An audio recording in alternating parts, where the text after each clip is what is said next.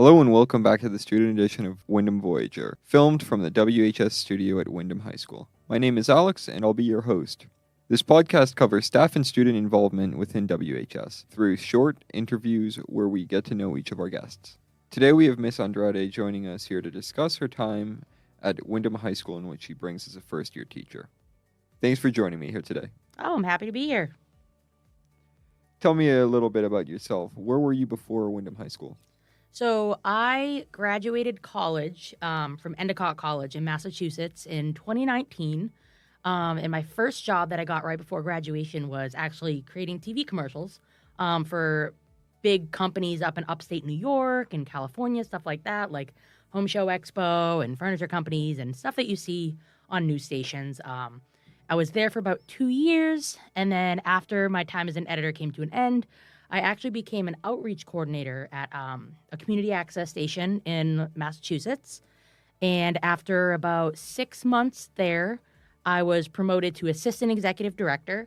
And then about a couple months after that, I got promoted again and I was executive director of the station. So I basically ran all like the public access cable station content in Lawrence, Massachusetts, a very diverse city.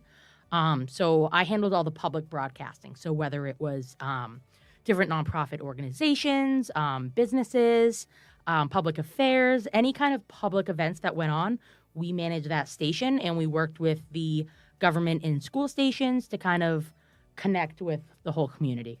And then that was where I was before I came to Windham.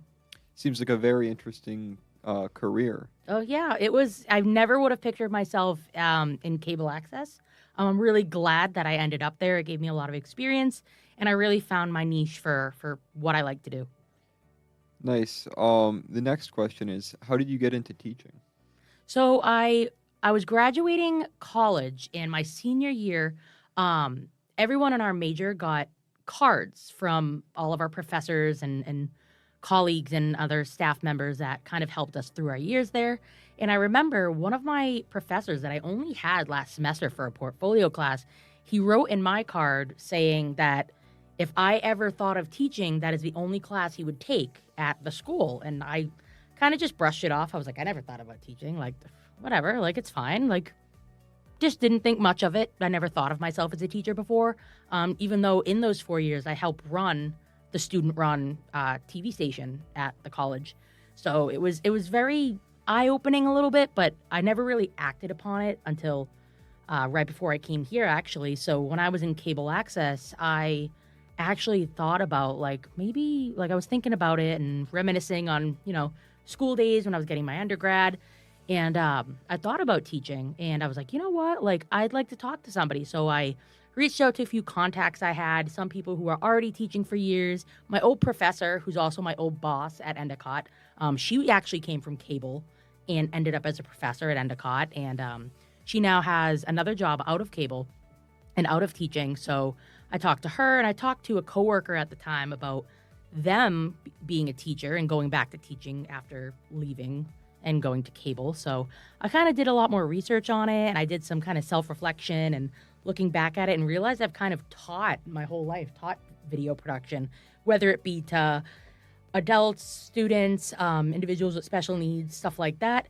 So I really found that I enjoyed just educating people on TV video production and just kind of having fun with it, but also doing some like quality work with it.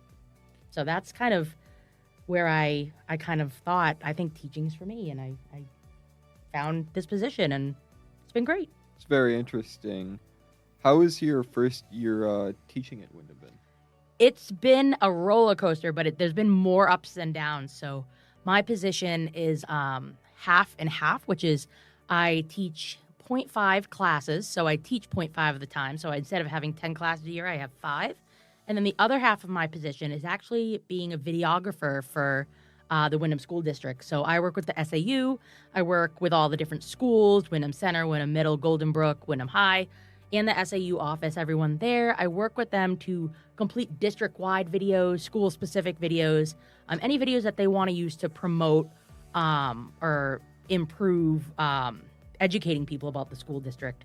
But I definitely am leaning towards more of the class side. I'm very much used to the district side, coming from like a professional background versus an education background. And so it's a nice transition to have that half and half, but hopefully this leads to a full-time teaching position.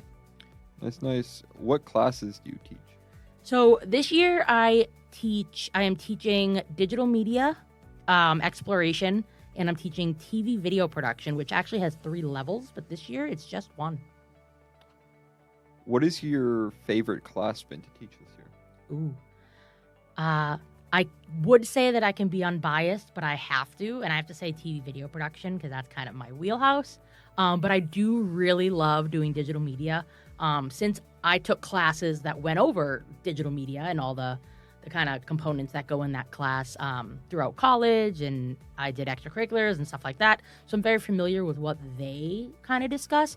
But I do have to say my favorite is TV video. That's what I was made to do, and it's nice to see the kids all have fun with it. Nice. I've heard JAG News is created with that class. How is it created? Yeah, so throughout this year, since it is my first year and we're coming off a difficult kind of spin with having different people in this position, we want to kind of, I discussed with my superiors that we want to create a solid foundation. So for TV Video 1, we have the kids focus on JAG News, which is a bi-weekly, this year it's bi-weekly, news kind of segment and recap video on what goes on at Windham High. So the kids who are in TV Video 1, I help them brainstorm ideas, we do research, and they come up with a script through using various documents, newsletters, events going around the school, and just word of mouth of things going on at Windham High. And then I help them compile a script together. I teach them how to use the equipment. We go and film as a class, and they kind of learn how to put together an episode through news packages, sports recaps, intros, video editing, stuff like that.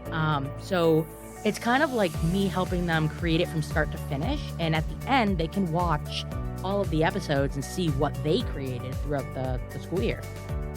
Nice. How long does it typically take to create a JAG News episode? That's a good question. I think it depends. So I break them down into creative segments and script segments. So the main script is what you would normally go over. It's like the foundation, like the template of what you do in an episode. So we'll go over like upcoming events, reminders and PSAs, club promotions, and we'll have like a plug at the end, like to get involved, stuff like that. And then any schedule changes, holiday breaks coming up, anything like that. Those are always included in the episode. And then I like to have a different creative segment every episode so that the kids can kind of get like a variety of content done, learn how to film different things. So depending on that creative segment, it really could vary, add or minus a week.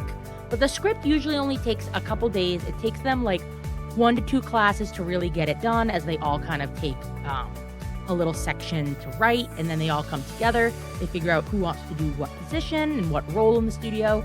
And then when we actually record it, it takes almost the whole class because they're still learning. They're still getting used to the equipment and being in a studio environment. So I would say about a week. And then editing, like I said, depends on the length of the creative segments, stuff like that. But I'd say about a week and a half. Oh, nice. That's shorter than I thought, personally.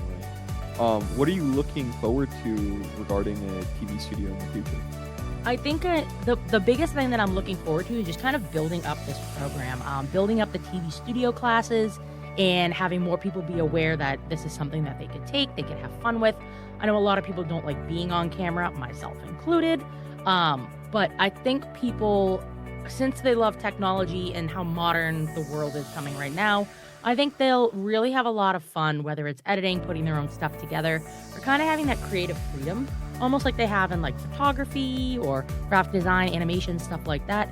It's one of those technical classes where you can also use your own form of art if you don't know how to draw, like myself, or anything like that.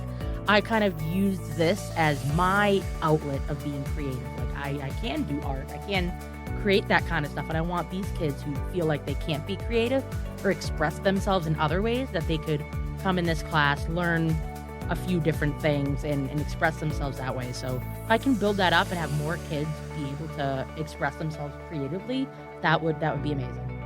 Well, thanks for joining us today and talking with me in the studio. My pleasure. I'm but mere steps away. Thank you for joining us. Stay tuned for the next episode of the Windham Voyager. This has been Alex. Thanks for tuning in.